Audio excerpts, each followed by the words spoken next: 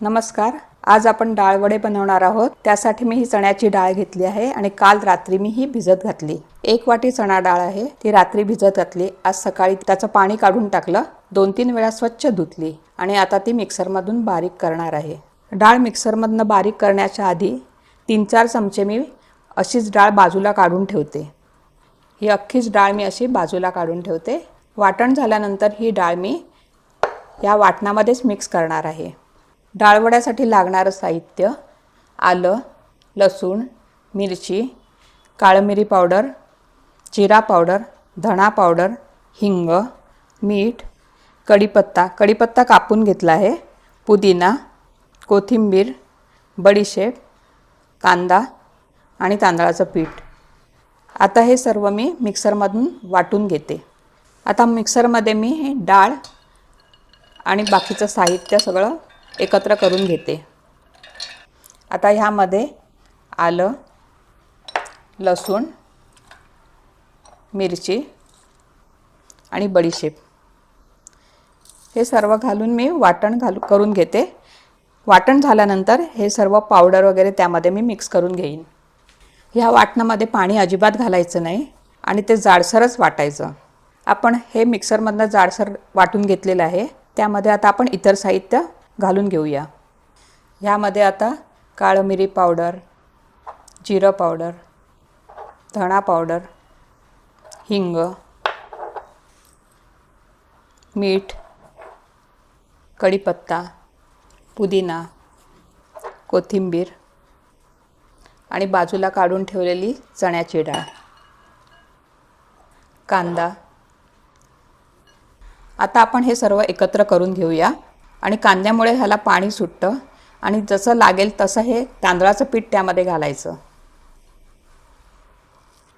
हे एकत्र करून सर्व मळून झालेलं आहे. त्यामध्ये मी थोडं 2 चमचे गरम तेल घालते. म्हणजे मी कढईमध्ये आता तळण्यासाठी जे कढईमध्ये गरम करायला मी तेल ठेवलं होतं त्यातलंच हे 2 चमचे त्यामध्ये घालते. हे सर्व वाटण मला थोडं ओलसर वाटते म्हणून त्यामध्ये मी थोडं तांदळाचं पीठ घालते. तुम्हाला जरा जास्तीत जर ओलसर वाटलं तर तुम्ही जास्ती पण घालू शकता तांदळाचं पीठ. आता आपण ह्याचे चांगले गोळे करून घेऊया. मध्यम आकाराचे मी गोळे करते. तुम्हाला लहान पाहिजे असेल तर लहान आकाराचे केलात तरी चालतात, या मोठे पाहिजे असतील तर मोठेही करू शकतात. असा गोल गोळा झाल्यानंतर दुसऱ्या हाताने त्याच्यावरती दाबून घ्यायचं. त्यामुळे त्याचे काठ असे पातळ होतात आणि ते चांगले कुरकुरीत लागतात. आता आपण सर्व हे असे करून घेऊया आणि नंतर तळूया. हे वडे आता तयार झाले आहेत. ते आता आपण तळून घेऊया. तळण्यासाठी मी कढईमध्ये तेल आता तापत ठेवते आणि तेल चांगलं तापल्यानंतर मी तळून घेते. तेल आता आपलं चांगलं तापलं आहे. त्यामध्ये सुरुवातीला मी मोठ्या गॅसवरतीच टाकते कारण आपलं वडे थंड आहेत म्हणून. मग तेल पण थंड होतं. पण नंतर गॅस बारीक करायचा कारण ते आतून चांगले झाले पाहिजेत, आतून चांगले शिजले पाहिजेत. आणि आतून एवढे शिजवायचे की आतला भाग एकदम कडक नाही झाला पाहिजे, नाहीतर मग ते कडक लागतात. आतमधून थोडे मऊ पाहिजेत. आता मी हे सर्व उलटे करून घेते म्हणजे दुसऱ्या बाजूनेही चांगले शिजतील. आणि थोडेसे ब्राऊन झाले पाहिजेत म्हणजे चांगले वरचं कव्हर पण कुरकुरीत होतं. आता दोन्ही बाजूने मी सोनेरी रंगावर करून घेते म्हणजे ते चांगले कुरकुरीत लागतात. आता आपण हे काढून घेऊया. हे चांगले तयार झाले आहेत. बघा तुम्ही, ह्याचा रंग किती सुंदर आला आहे. वड्यासोबत खाण्यासाठी आपण चटणी बनवूया.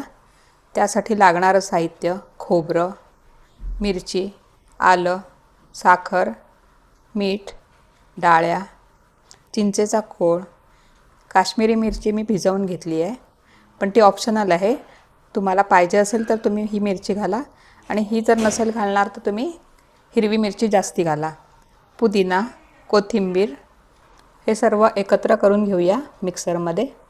खोबरं, मिरची, आलं, साखर, मीठ डाळ्या, कोथिंबीर, पुदिना, चिंचेचा कोळ आणि काश्मीरी मिरची. मी मिरची एवढ्यासाठी घातले की त्यामुळे त्याला लाल चटणीला लाल रंग येईल. तुम्हाला नसेल घालायची तर तुम्ही हिरवी मिरचीच घाला. आपले डाळवडे तयार झाले आहेत. ते तुम्ही चटणी आणि दह्याबरोबर खाऊ शकता. ही झटपट आणि सोपी रेसिपी आहे, पटकन होणारी आहे. ही तुम्ही नाश्त्यामध्येही करू शकतात किंवा रात्रीच्या जेवणासाठीही करू शकतात. माझा जर व्हिडिओ तुम्हाला आवडला असल्यास लाईक, शेअर आणि सबस्क्राईब करा. थँक्यू.